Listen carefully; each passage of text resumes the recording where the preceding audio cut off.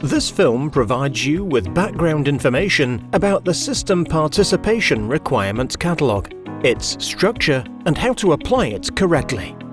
The System Participation Requirement Catalogue helps you to clarify quickly and conveniently which packaging is subject to system participation. To determine the system participation requirement, the place where the packaging typically accumulates as waste is relevant. What does the term "typically" mean? If certain packaging usually accumulates with private final consumers, this is considered to be typical. As an authority active throughout Germany, the ZSVR, short for Central Agency Packaging Register in German, has developed the System Participation Requirement Catalogue to determine where certain packaging typically accumulates as waste. The catalogue is based on an overall market assessment. In other words, the decisive factor is where all packaging of comparable products typically accumulates in Germany. After all, only packaging which typically accumulates as waste with private final consumers is subject to system participation. According to the Verpackungsregister, the Packaging Act, what are known as comparable sources of waste generation also count as private final consumers. This is due to the type or volume of packaging waste accumulating there. These sources include, for example, restaurants, hotels, hospitals, administrative offices, bakeries, or agricultural holdings. How is the System Participation Requirement Catalogue structured? The catalogue is an administrative regulation. In other words, it is an internal provision, based on which the ZSVR takes its decisions. It comprises different product groups of various sectors and covers the packaging of many relevant consumer goods. An overall market assessment determines where product packaging typically accumulates as waste. As a result, it is irrelevant if producers, in individual cases, can prove that their packaging does not accumulate with private final consumers, or comparable sources of waste generation due to specific sales structures, since it is only the overall market assessment result, that is to say, where comparable packaging mostly accumulates, that is decisive. How should the catalogue be used? The catalogue can be used as a database on the ZSVR website. Its contents are also available for download as PDF files.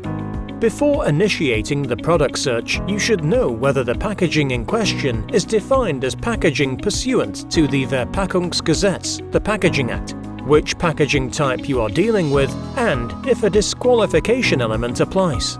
This is the case, for example, with single-use beverage packaging subject to deposit or reusable packaging. Please note that there are two further types of packaging not contained in the catalogue. Firstly, transport packaging, which remains with retailers and is thus not subject to system participation. And secondly, service packaging, which typically accumulates as waste with private final consumers and therefore is always subject to system participation. These two types of packaging are discussed extensively in the guideline for using the catalogue. How do you find out whether your packaging is subject to system participation? The catalogue guides you through individual steps. A specific product is always used as the starting point. Let's take 500 grams of sugar, with its specific retail packaging made, for example, from paper. Initiate the search by introducing the German term Zucker for sugar. Please note that since the official language of the ZSVR is German, the search must be conducted with German terms. Also note that the ZSVR's System Participation Requirement Catalogue is available exclusively in German. Now, select the product group. In the case of sugar, the product group is dry goods. First, you will see the definition sheet, which is identically structured for all products. The product group is to be found in the top left corner, with the product's description on the right-hand side.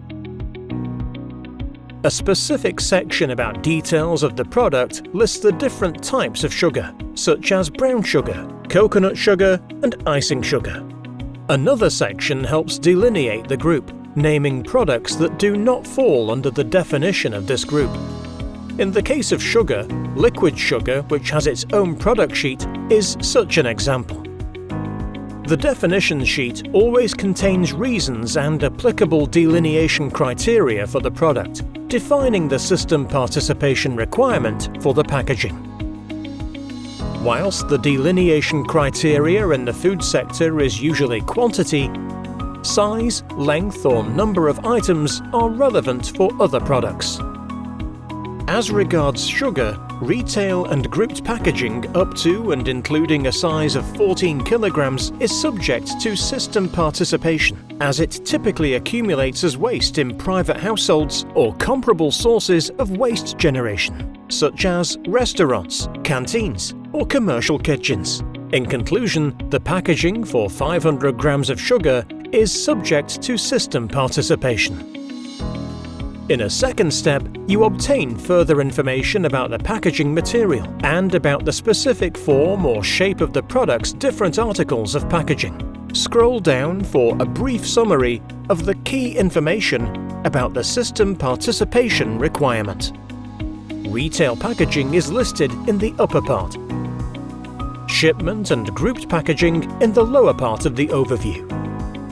Packaging is sorted by packaging materials such as plastics, paper, paperboard, cardboard, other composite packaging, and packaging material of all kinds.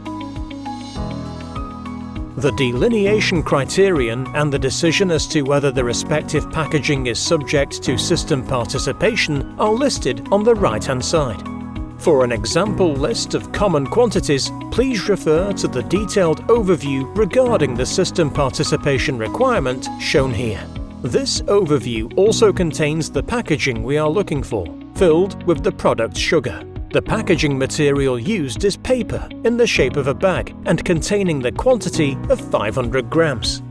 This confirms the result we had already found.